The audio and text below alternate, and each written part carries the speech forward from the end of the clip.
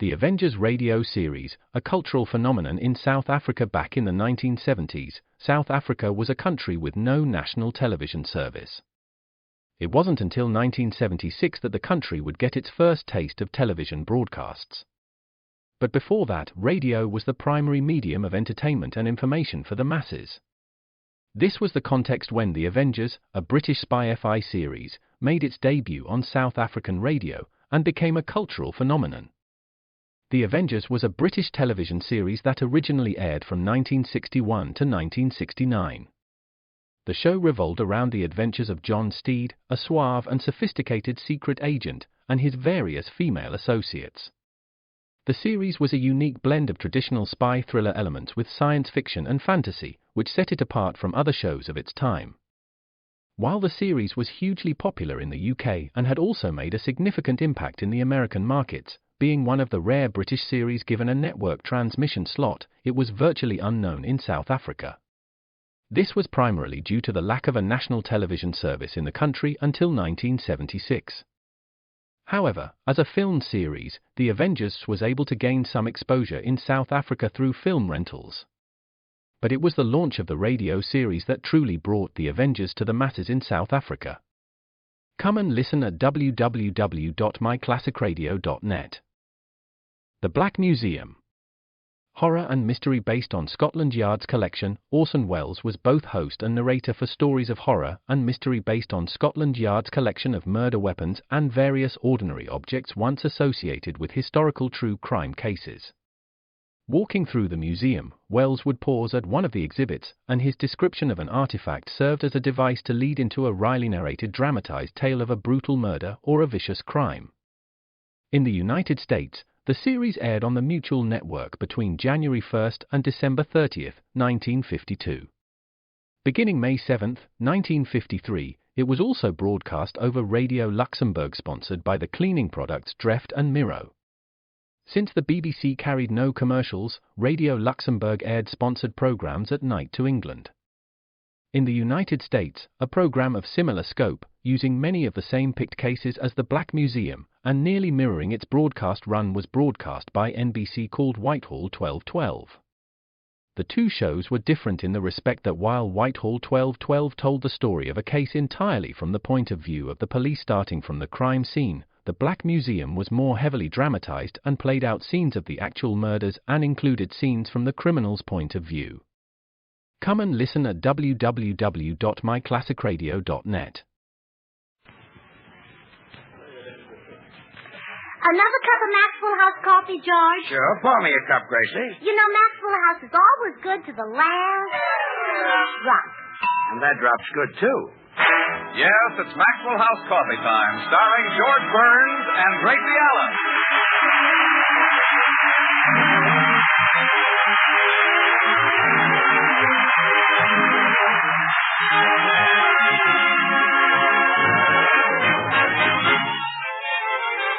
With yours truly, Toby Reed, Hans Conried, Gail Gordon, Elliot Lewis, Meredith Wilson and the Maxwell House Orchestra, and Bill Goodwin. For America's Thursday night comedy enjoyment, it's George and Gracie. And for America's everyday coffee-drinking enjoyment, it's Maxwell House. Today, more Americans buy and enjoy Maxwell House than any other brand of coffee at any price. Yet, Maxwell House, always good to the last drop.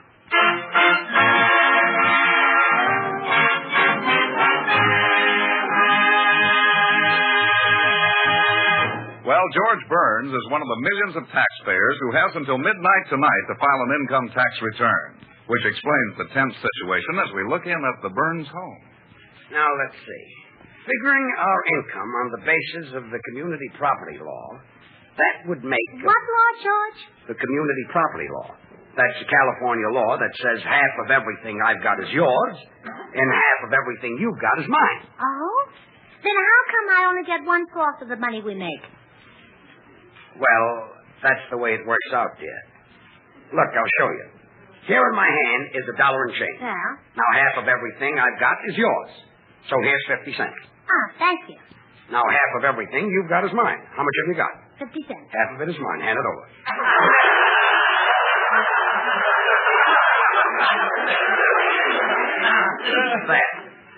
see how it works?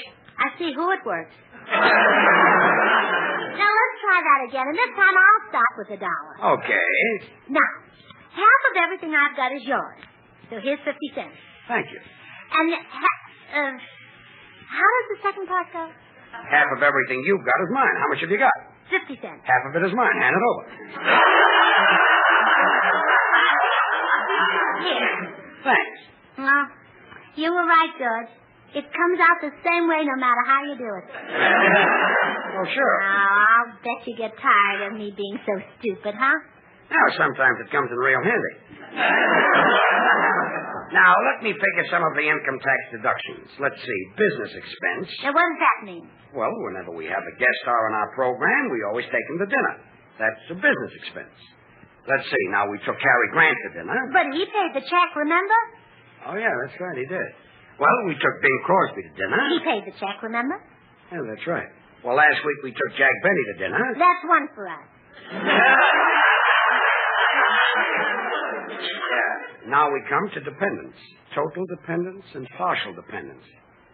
Gracie, what do I usually call your mother? Surely you're not going to put that in writing. I don't mean that. Does your mother live on just the money we send her? Oh, she does right now. You see, my brother Willie got a job as a soda jerk, but he had to quit. Why? Well, a customer told him to squeeze a glass of orange juice. Well? And he squeezed the glass so hard it broke and cut his hand.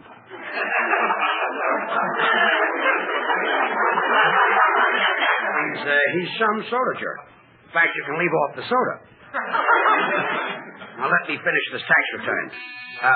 Come in. Hi, Bertha. Hello, Bill. Hey, what are you doing, George? Trying to figure out my income tax. And I'm helping him. Some help. If it weren't for Gracie, I could figure my income tax out much easier. If it weren't for Gracie, you wouldn't have any to figure. Listen, Bill, I used to do all right. When I first met Gracie, I worked alone. So she told me, George. Did you ever pay the loan back?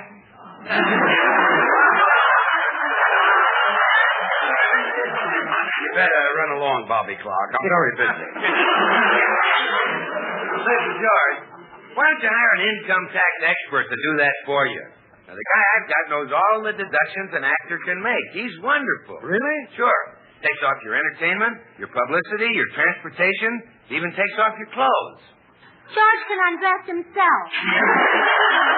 I doubt it, Greg. Look, I'll prove it. And you know something else, George? If an actor hires a secretary to answer his fan mail, that's deductible.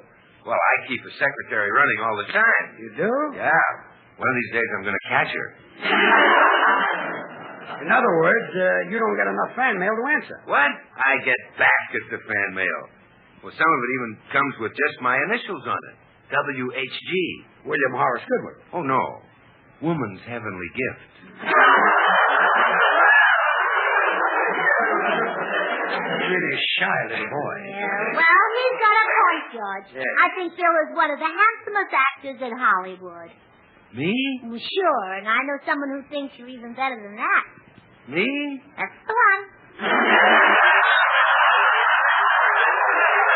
I'll see you later. Goodbye, Bobby.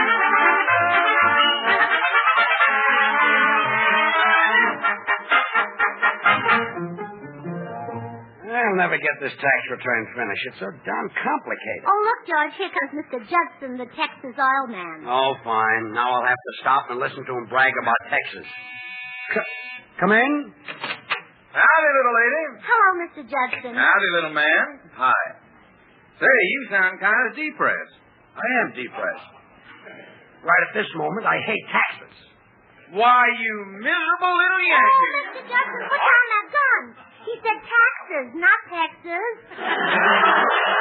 Oh. For a minute there, I thought you had spoke treason. But now, you hadn't ought to hate taxes, neither. I don't, Mr. Judson. It's just making out the return I hate. I'm glad to send my money to the government. Me, too. It's a privilege to send your money to a city that's named after that great Texan, George Washington.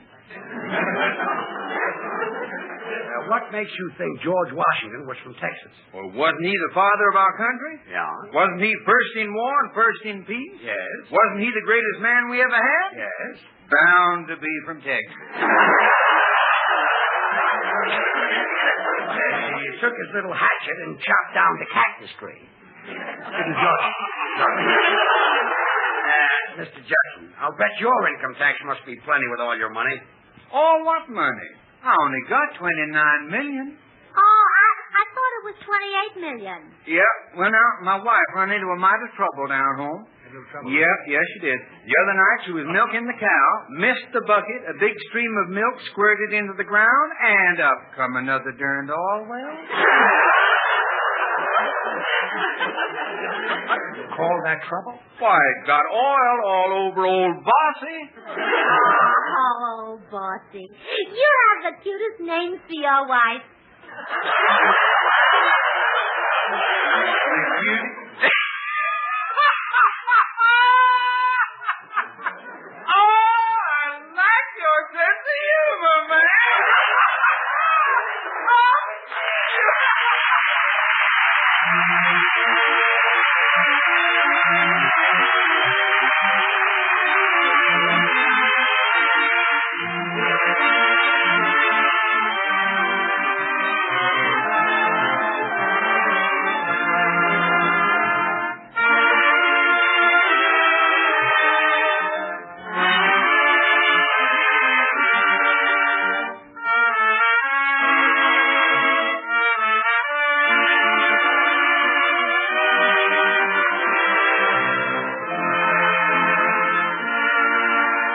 Down by the old mill stream. Gosh, Meredith, that song sure brings back happy memories of my old college glee club. Toby, that song is full of memories for lots of folks.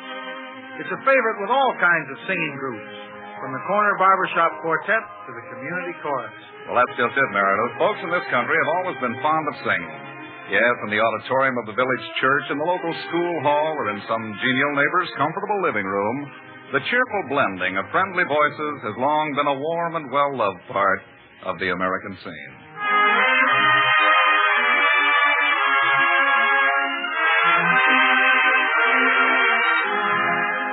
Yes, and just as much a part of this American scene is our taste for a friendly cup of America's favorite coffee, Maxwell House.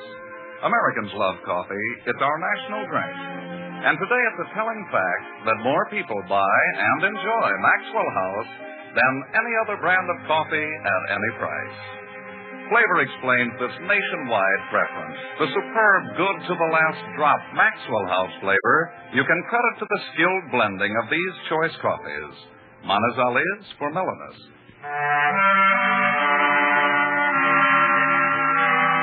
Medellins for richness. Other choice coffees for robust vigor. And Bucaramangas for fine, full body.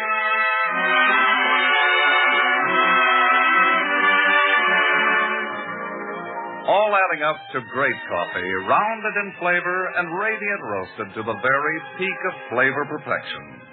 Friends, why not start at once to enjoy America's favorite coffee yourself? Now, this you can do for just a fraction of a penny more per cup than the cheapest coffee sold. Just insist on Maxwell House. Always good to the last drop.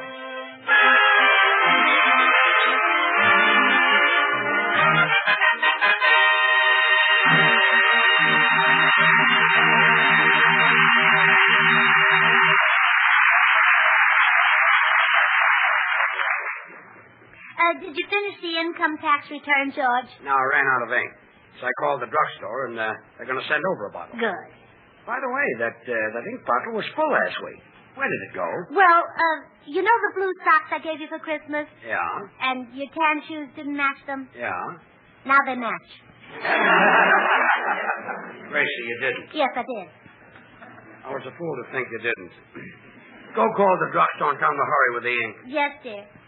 Why do I always leave this income tax till the last minute?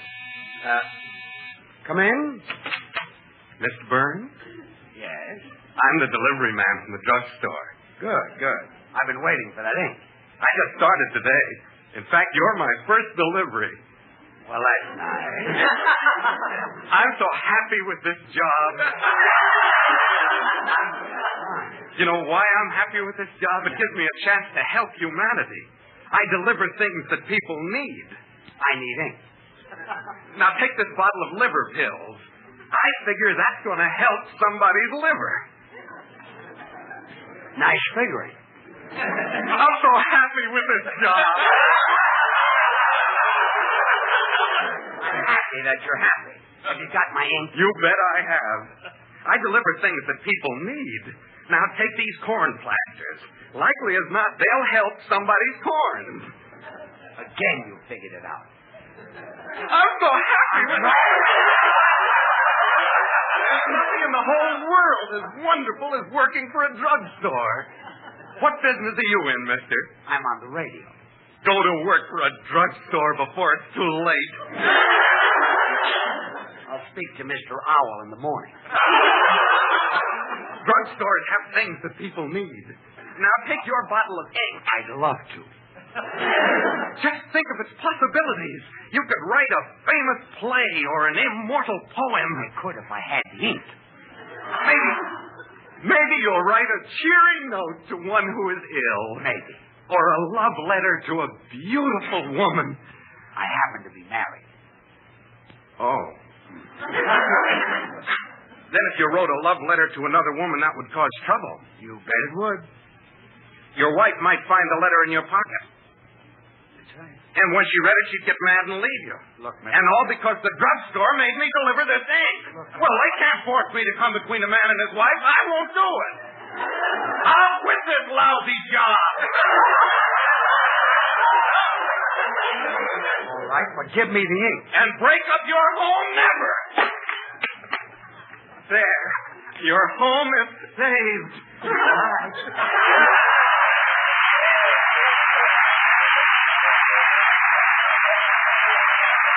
Well, that's fine.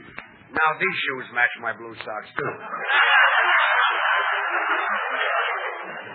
Also, the rug and the walls. George, I thought Oh, my goodness.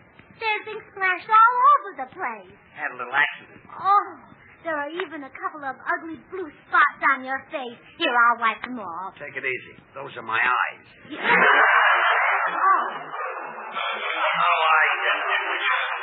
Take this income tax stuff down to the expert in the Taft building and let him figure it out. And here's $50 to pay him. I'll go get a mop and clean up this mess. Well, $50 just to make out income tax? Oh, that's ridiculous. I can buy one of those dollar tax books and do it myself. That'll save George $49. And think what he could buy with $49. Hat, gloves, shoes, coat. Why, he can buy me lots of things. I'll do it.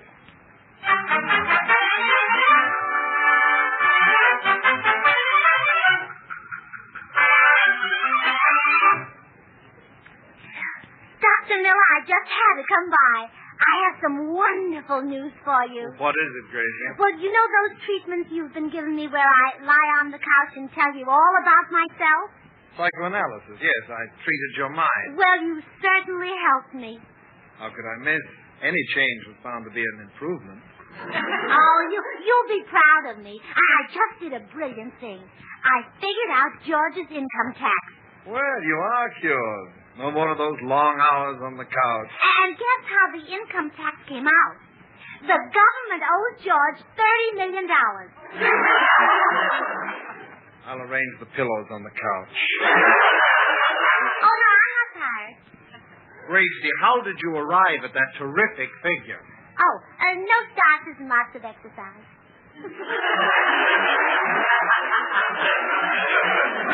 I mean George's income tax figure. Oh, well, I bought a book on income tax and found out all the deductions. Now, for example, the book said that an actor can deduct up to $500 for dues.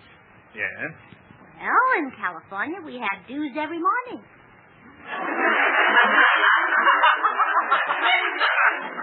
Gracie.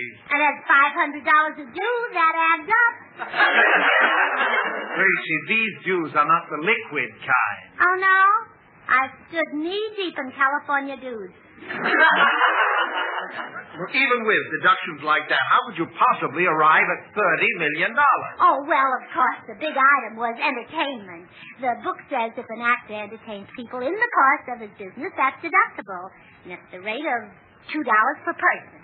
Well? Well, every time George goes on the radio, he entertains 20 million people.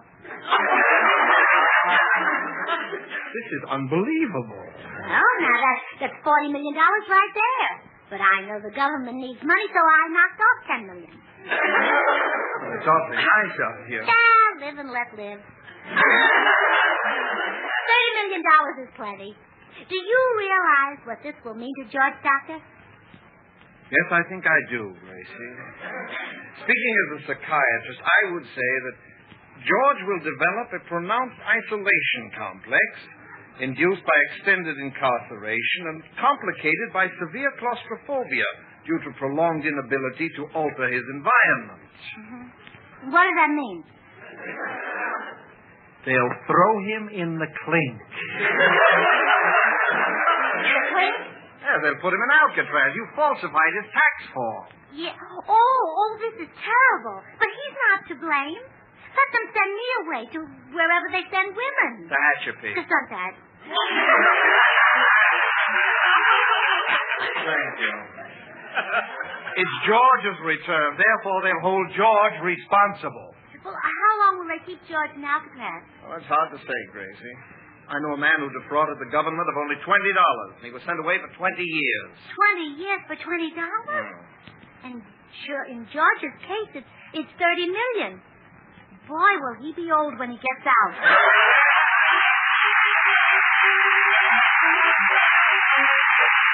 Welcome from the orchestra, Family Fever.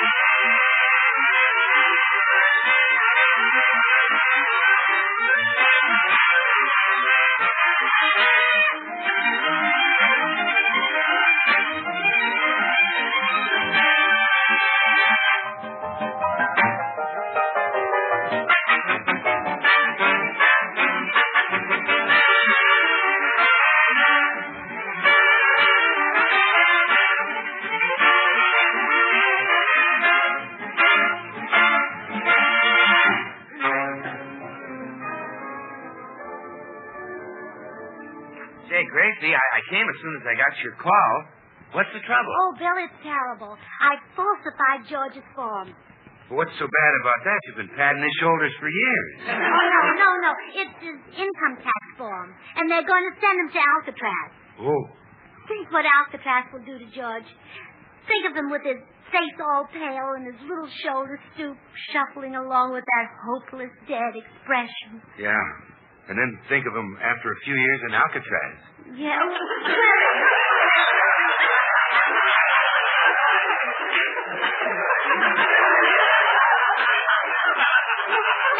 Maybe George can escape. Oh, I doubt it, Gracie. It's an island in the Pacific. On one side is an ocean full of sharks. And what's on the other side? San Francisco? It's San Francisco.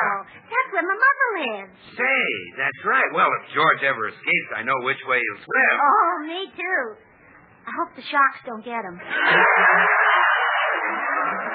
he never tries to escape, Gracie. They've got a terrible punishment for prisoners who do that. Yeah, what is it? They take away their Maxwell House coffee. Oh!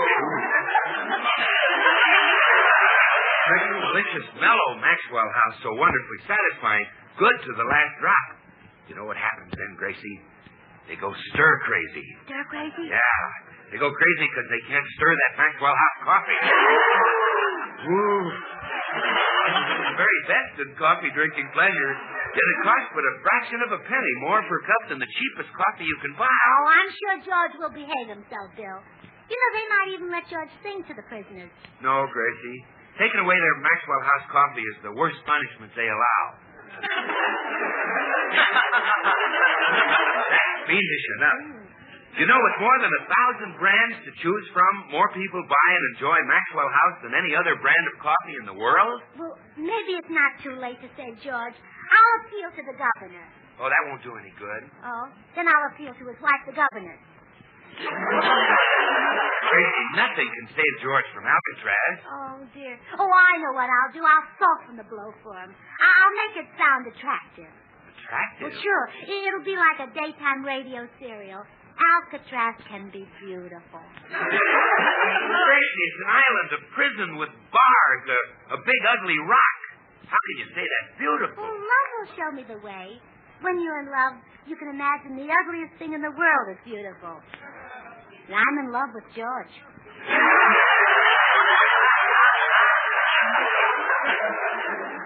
Good luck, Gracie.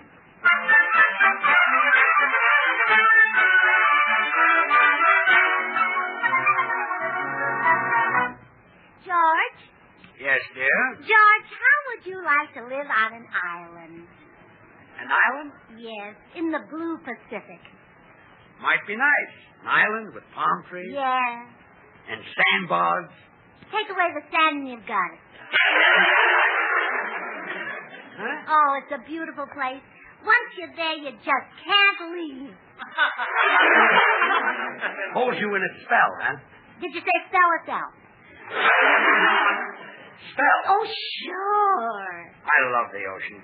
It would be nice to lie there and listen to the breakers pounding on the rocks. Yes, making little ones out of big ones. Oh, you'll love this island, dear. The change will do you good. Now, for instance, don't you get tired of people always calling you George?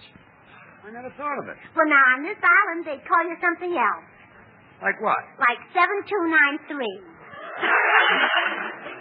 7293? Yes, and your closest friends could call you 7. 7G Burns, eh?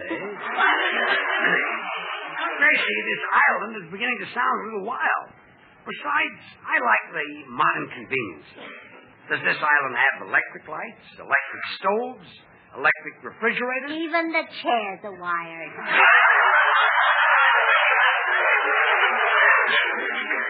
The chairs are wired? Where is this place? Hello, all. Gee, Bill Goodwin just told me the terrible news.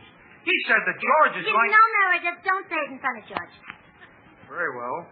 He said that George is going to the PEN.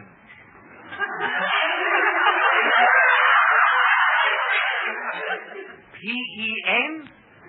Because he defrauded the government on his income TAX. I'm going to the pen because of my income tax? Darn it, he caught on despite my precautions. Gracie. And wouldn't you like to live on an Stop island that. here? How could I get into trouble on my income tax? It was made out by an expert. Oh, thanks, but I don't deserve the compliment. You made it out? Holy smoke, I'll go to jail for the rest of my life. Oh, cheer up, George. I knew a chap who was sent to prison for a crime more serious than yours, and he was only there for 2 weeks. Really? Yes. Then they hung him.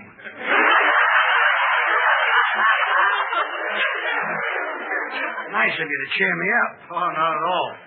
Another cheering thought is that Gracie might enable you to escape by sending you a cake with a file in it.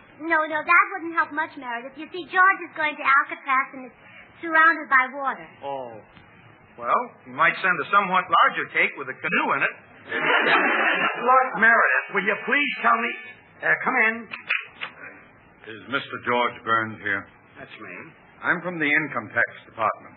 Oh. Oh, goodbye, 7. Listen, mister, I can explain everything. You see, my wife is... Now, there's nothing to explain, Mr. Burns. I just came over to thank you. Thank me? Sure. Imagine a big star like you taking the time and trouble to write a comedy tax return just to hand us fellows a laugh. Huh? What a gag that was about the California dues. Did you like that one? You're a real comedian, Mr. Burns. How do you think of that stuff? Oh, it's just a gift. Well, the fellows wanted me to bring over this box of cigars as a token of our appreciation. Thanks again, and goodbye. Goodbye. Well, I'll be done. Hand over those cigars. Huh? They're mine, and I'll smoke them if it kills me.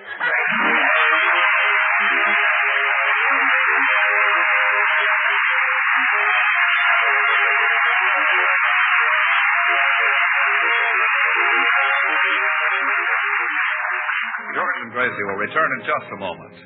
There's a crisis here in America, perhaps in your own community, that threatens your children's future. Our educational system is becoming increasingly inadequate. Classrooms are overcrowded, schools are understaffed. Every parent, every American should help. How?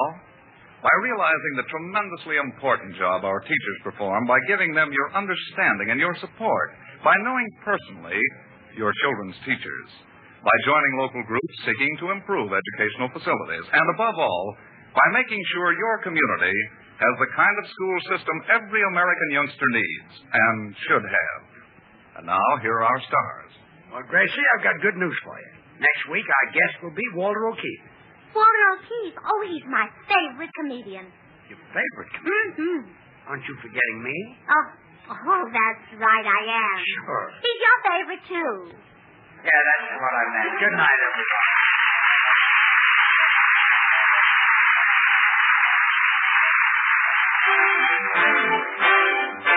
Good things. The easy way. Do you like good things the easy way?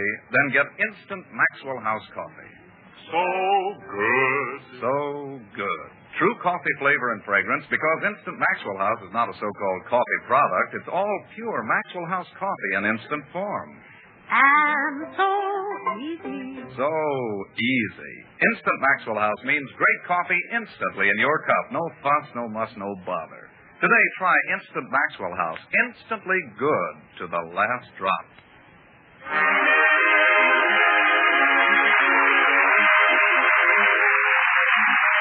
Until next Thursday, good night and good luck from the makers of Maxwell House, America's #1 preferred brand of coffee. Always good to the last drop. George and Gracie will be guests on Bing Crosby's Philco Show next week. Be sure to listen. The George Burns and Gracie Allen Show is written by Keith Fowler and Paul Hennig. And now stay tuned in for Noah Webster Says, which follows immediately over most of these stations. This is NBC, the national broadcasting company.